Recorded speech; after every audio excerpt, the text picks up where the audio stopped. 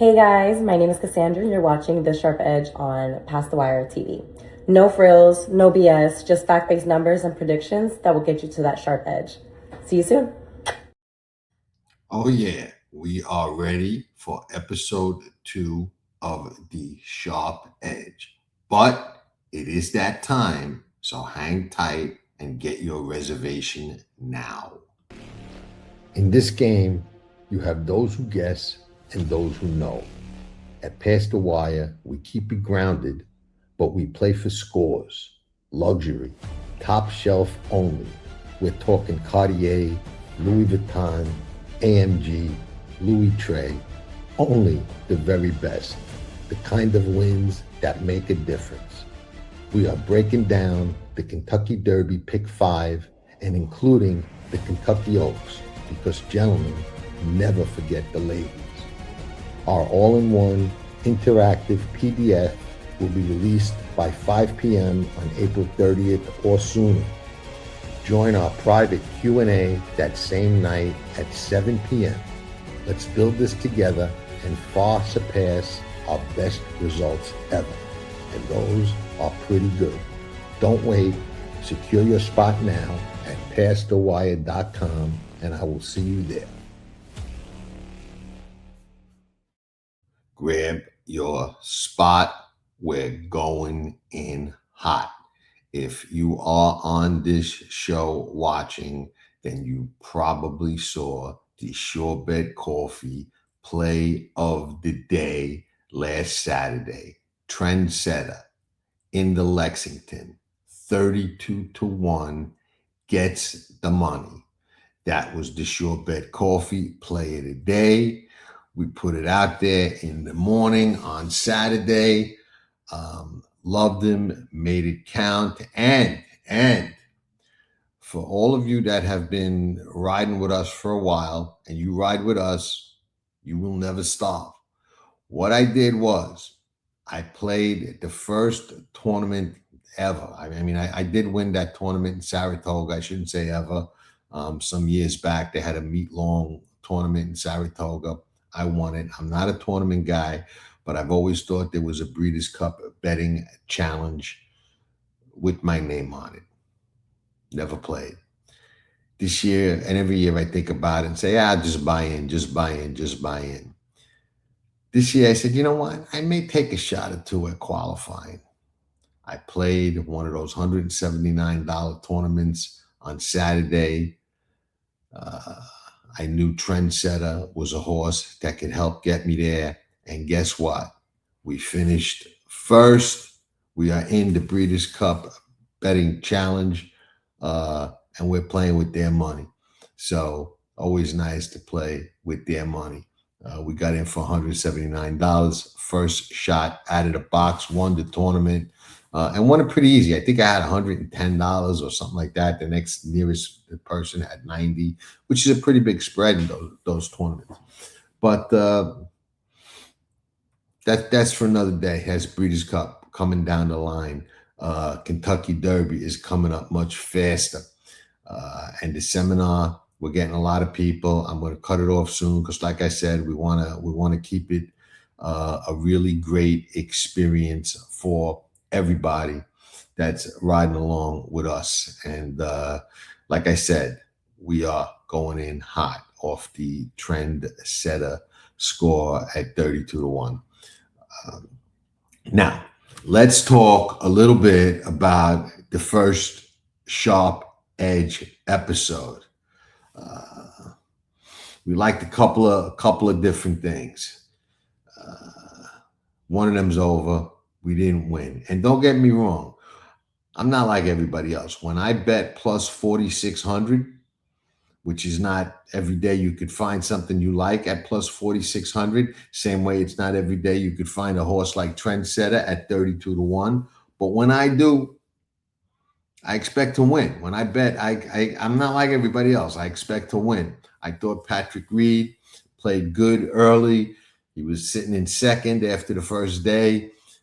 He was in the fight till the last day when he kind of collapsed a little bit, but what are you going to do? He didn't bring it home. He collapsed late. But he still played good. He was in the fight, and he gave anybody that bet him at 46-1 a nice little excitement, especially when he was second, and then when he was 6 shots back, and try and make a comeback. Not bad. All our other bets, they've yet to play out, or I shouldn't say our bets, the suggested bets on episode 1. We talked about the Yankees. We talked about Kimi Antonelli breaking the record of most wins ever in a sophomore season. He's got to beat Lewis Hamilton's 5. We talked about, I still call them the San Diego Chargers, the Los Angeles Chargers, winning it all in Harbaugh's 3rd year. I know I said 2nd year, I made a mistake, but 3rd year, and all the things that are going better for Justin Herbert this year than in the past. And we're going to talk about a few things this week as well. We're going to start with something I think is really interesting. And this is the kind of takeaway you could take away and capitalize on forever. And I love to do that on tracking trips, on Past the Wire. You know that. I like to give out knowledge. And remember, knowledge is not free. You have to pay attention. But I like to give out knowledge that the people that ride with us can use and capitalize on over and over and over again. Because, hey, that's what it's all about. This ain't a sprint. It's a marathon. And we've got to approach it like one. So we're going to talk a little bit about that. And we're going to talk about, well, before I get that real fast, prediction markets and exchange wagering, all right, and sports futures on sports books are 3 different things, all right. They're not the same thing, and I'll give the Cliff Notes version of it.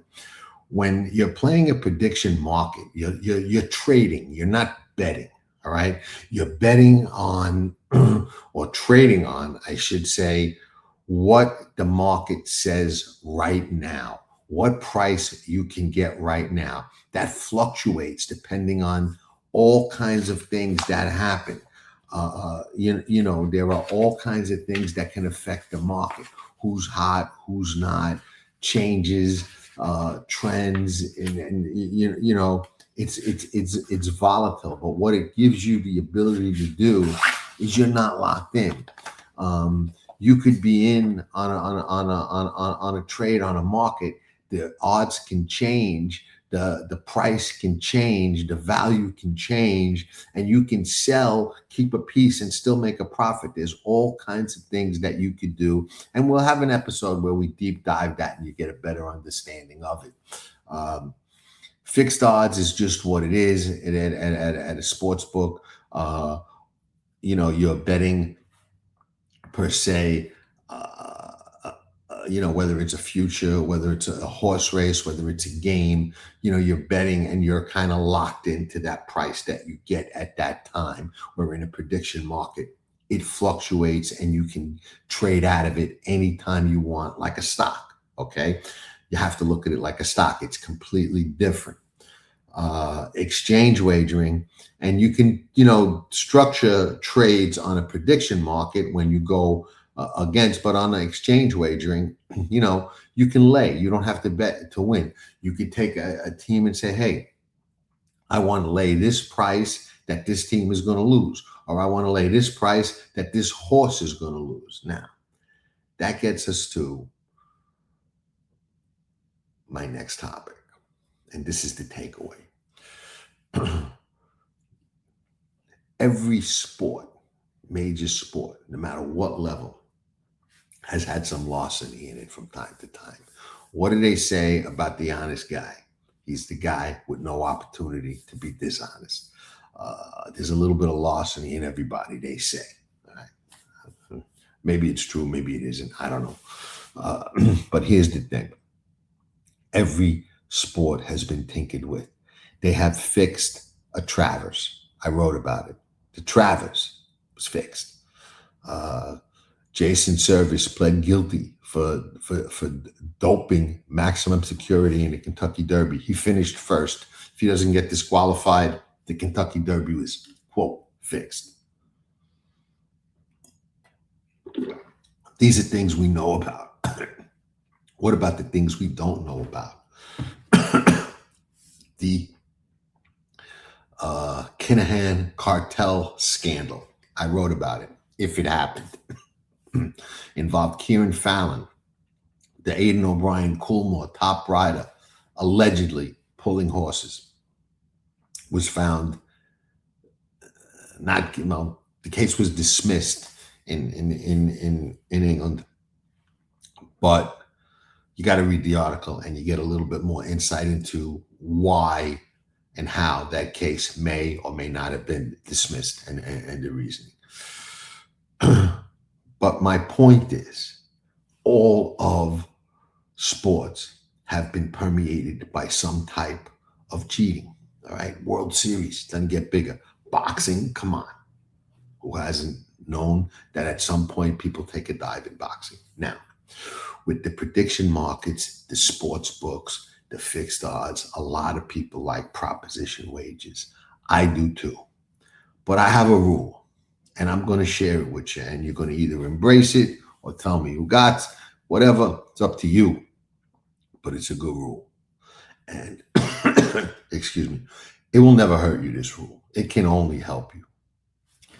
If you're going to bet a prop bet, let's use a wide receiver in the Super Bowl. You take whomever. Let's go back in time. Jerry Rice to catch over on the 2 touchdowns or more or less. That's the price. Okay, that's the bet. Will Jerry Rice catch 2 touchdowns in this Super Bowl? I always find a wager like that and take the under. I never take the over. And here's why. What if, and don't tell me it doesn't happen in the big games, happen in the World Series, that NFL, that NBA ref, Donahue, whatever his name was, making calls, all right? It happens. Don't be naive. Here's the thing. If you take the under, you're always protected, because if a guy's bad and he's taking money, or he's threatened, or he's doing something wrong, or he's trying to bet or scam, or whatever the case may be, he's not going over. They're taking the under. Why? Because you can never guarantee that Jerry Rice will catch 2 or more touchdowns. It's just not something you can guarantee. But if Jerry Rice, and I don't mean to disparage him in any way, I'm just using an example of one of the greatest players ever. If you take Jerry Rice and he's gone bad, he can guarantee, just him, one man can guarantee that the under wins. All right? How many people can guarantee the outcome of a game? When they were fixing horse races in Saratoga and they had 6 jockeys pulling horses, and they were boxing the other horses in the triple, they still lost a couple of bets because a horse couldn't be held and snuck in for third.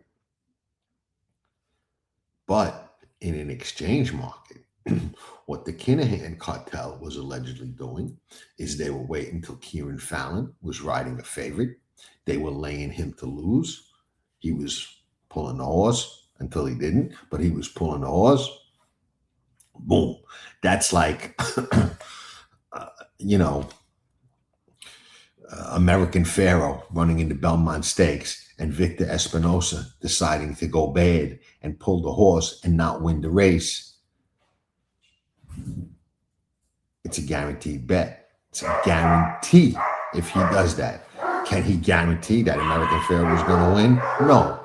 Nobody can guarantee that a race or a horse or a game is going to turn out a certain way. But the under on a prop bet, that is something that can be fixed. So if you're betting into that kind of pool, I apologize, it's lunchtime for my dogs. If you're betting into that kind of pool, you are taking the under if you're smart, because you never want to buck a situation that ain't on the level and ain't on the legit. It's just not smart.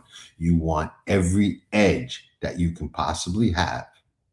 And this show is called The Sharp Edge for a reason. We never take the over. We never want to be the sucker in the room. Remember, if you can't spot the sucker in the first 5 minutes at the table, it's you. It ain't never us. It ain't never me. And it ain't never anybody that watches The Sharp Edge, because that's just not how we roll. The under. And that's the takeaway. Now, the plays. What's coming up? The NBA Finals. Let's look at the NBA Finals. And so I don't make stupid mistakes like saying Jim Harbaugh's in his second year when he's in his third. And thank you to the person who pointed that out to me in the comments. I do appreciate it. But let's talk about the NBA. And I got my notes here because I don't want to make mistakes. Who do I like? I like two plays. I like the New York Knicks. Yes, the New York Knicks, who play in Madison Square Garden, one of the best venues, bar none, in the world. If you've ever been to the Garden for a Ranger game, a Knick game, a rock concert, then you know what I'm talking about. The Garden is special. Madison Square Garden is special. The Knicks play at the Garden. Now, I like them not to win the whole thing. I like them to win the East. And here is why. They're plus 400 to 450 at BetGM. The NBA to win it all, they're plus 1,500 to plus 1,800. Okay? Big spread. But the conference finals path has value. I like it. And here's why. All right? The Knicks, they're built for playoff basketball. They've got a top-tier defense. They've got good rebounding. They're good physically. And they do well when they travel for 7-game series. They've got depth, okay? They can go 8, 9 deep. They've got a great bench. The East contenders that they've got to beat don't have benches that deep, and they can match up with them, with the starters as well. They're very matchup friendly, head to head against Boston. They're competitive against Boston. They can defend, they can grind, and they've got a nice path to get that East win. They're favored in round one. They get the best teams later. The plus 400 range, that implies a 22% chance. And the realistic path is closer to 35%. That's value. Okay. Now, what if some of the cons play? Okay.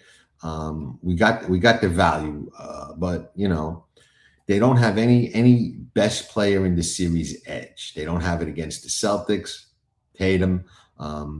They don't have a dominant alpha player against the other teams. If Brunson doesn't get hot or get stalled, they could have a problem. So they're a variance team. They've got some areas that they need help. They need defensive consistency. They need timely shooting. It's a grinder. It's a grinder bet, but it's a value. It's a value bet. It's not sexy. It's not obvious. But what jumps out is that they are priced much better than the probability of them winning the East.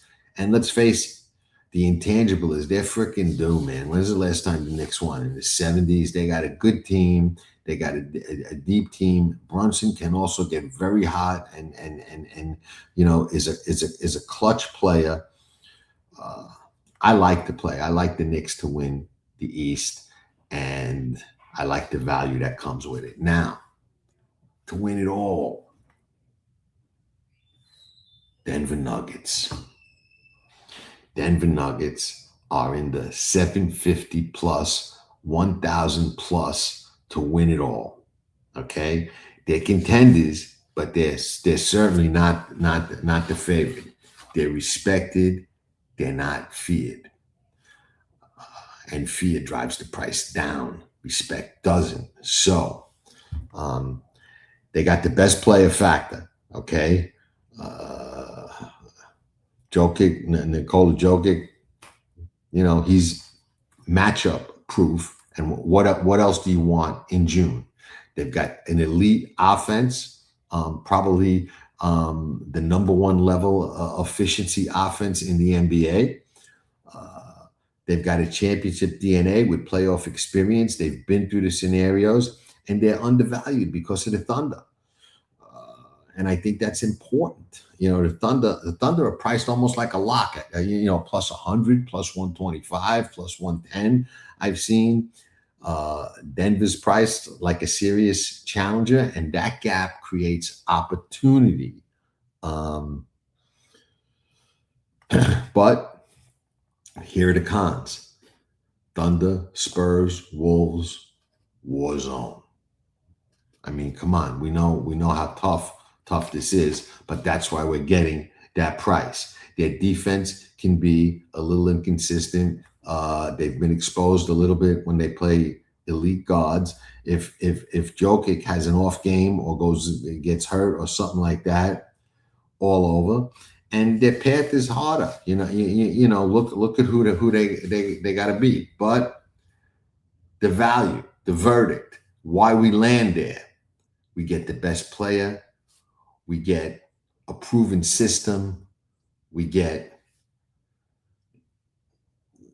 a gorgeous payout if we're right. And that's how you beat these future markets, looking ahead. So, the prediction market angle. Okay, let's talk a little bit about the prediction markets. Okay, if we're right in both,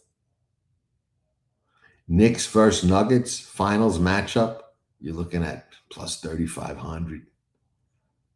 Wow, that's that's a nice one with two live teams, and you get there, you don't even got to worry about who wins, and those odds will change dramatically as the series progresses and these teams get closer to that becoming a reality. So remember, if you go on a prediction market, that's something you could be sitting at plus 3,500 and sell and get out and make money and keep a piece at the plus 3,500 and make money either way and not even have to worry if they make it. The books pricing is structured, but the prediction markets, you've got crowd, intelligence, and volatility. So if the Knicks advance, the price crashes fast. You can hedge or sell position. So you've got two interesting different bets here. You've got the Knicks to win the East, betting path, controlled risk, clean road. You got the Nuggets. You got greatness, volatility, higher ceiling. And, the Knicks, I like the path. I like the road. I like the value. The Nuggets, I like having the best player when the money's on the line. If you play it right, you don't need both to win. You just need one to get there. And it's a sharp play. So that's my take on the NBA Finals, and that's how I'm going to be structuring my bets on the NBA Finals. And yes, it's true. I am getting a little bit more involved in sports and prop wagering and prediction market wagering because I love to gamble. I love to bet. I love to play. And I bet less on the horses than I used to. It's still my number one game. So anybody that thinks that I'm pivoting from that, I am absolutely not. Love to play poker, love to play chess for big money. I like to gamble, but this is something that is really growing. I think the prediction markets are going to grow. I've always loved exchange wagering. I first wrote about it in 2014, and I said if it was legal, I would give any price on California Chrome to lose the Belmont Stakes and lay whatever you wanted. I would have gave 10, 15, 20 to 1. I would have put everything I had into that, but Betfair wasn't legal in the States, and I didn't want to do it in the gray zone or the black zone or anything like that. So I didn't. But the times they are changing. We got to adapt. The Sharp Edge episode 2. We got so much in store and planned for this show. We hope you like it. It's not going to cut into our horse racing at all. So don't even worry about that. Let me know in the comments what you think. Let me know what you think of the Knicks winning the East. Let me know what you think of our pick to win the finals. Let me know what you think of the way that we're structuring it. Let me know some things you want us to opine on going forward. Let us know if you like the show, if you want more, if you want less, if you like, get this crap off my YouTube or I'm going to unsubscribe. Let us know. We welcome all good, positive feedback. And I don't mean positive that you got to like us. I mean positive that you're sincere in trying to, help the show be what you like and what you want it to be. The Kentucky Derby seminar, we're going to go for the kill. Breeders' Cup betting challenge. We'll talk about that when it gets closer, but we're in the fight now for that. So all you Breeders' Cup betting challenge players, take note. If we can get a future book bet on me, I'm going all in on myself. And that's a fact. So let's go. Thanks for watching. We will be back with another Sharp Edge next week. And we will see you all with some of our horse racing shows sooner than that. Maybe we can come up with another sure bet coffee play on Saturday, like last Saturday, 32-1. That ain't going to be easy, but we'll try. Oh, yeah. Ciao, ciao. Here comes journalism, here comes sovereignty, and they square off, heading to the final front. Sovereignty wins the Derby! You're watching Past the Wire TV. Hit that like button and subscribe to Past the Wire TV. Nobody does it better.